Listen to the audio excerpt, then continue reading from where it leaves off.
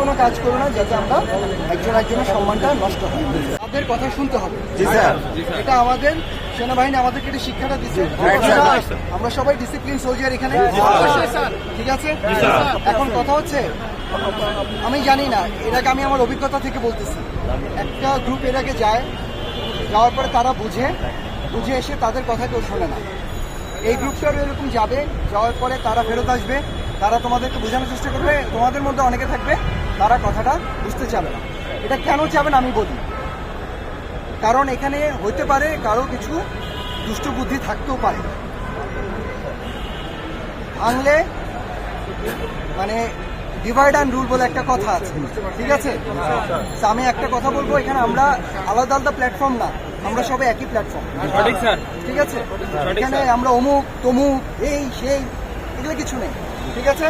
তো আগে তোমরা আমাকে কথা দিতে হবে, এই 8 জন ওরা যে সিদ্ধান্ত নিয়ে আসবে, ওরা তো সিদ্ধান্ত ওদের দেওয়ার ক্ষমতা আছে, সিদ্ধান্ত কে দিবে? আমাদের ঊর্ধ্বতন কর্মকর্তা ওনারা দিবে। এই 8 জন যারা আছে ওরা যে জিনিসটা বুঝে আসবে, এটা তোমাদেরকে সুন্দর করে বুঝিয়ে বলবে, তারপর তোমরা ঠান্ডা মাথায় চিন্তা করবে, ঠিক আছে? কথা শোনার আগে চিৎকার করে আজে বাজে কথাবার্তা বলা যাবে, বুঝতে পারছো? আমরা সবাই একটা সমাধানের জন্য এখানে আসছি, সমাধান না করার জন্য এখানে আসি। এখানে একটা মানুষ যদি আজে বাজে কথাবার্তা বলে, সেটাই পরিবেশ নষ্ট করার জন্য যথেষ্ট। একটা কথা বলি, আমি এখানে কথা বলতেছি, আমার পাইতে যদি কেউ একটা টিটকারি দিয়ে যাও, আমার কি কথা বলে মানসিকতা থাকবে? আগে বলো, বাংলাদেশ সেনাবাহিনীর একজন ফিল্ড অফিসার হিসেবে ওই টিটকারি কি আমার শোনার কথা? উচিত না স্যার। আমার সম্মান রক্ষা করার দায়িত্ব কাদের? তোমাদের। তোমার সম্মান রক্ষা করার দায়িত্ব কার? আপনার। আমার।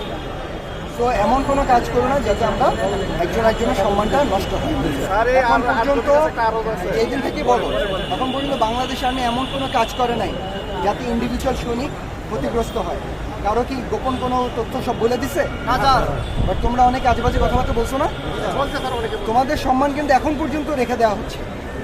দয়া করে ভাইয়া, তোমরা আমার ছোট ভাই, আমরা একসাথে চাকরি করছি, এমন কিছু করো না যেখানে আমাদের সম্মান হানি হয়, পারস্পরিক সম্মান হানি হয়।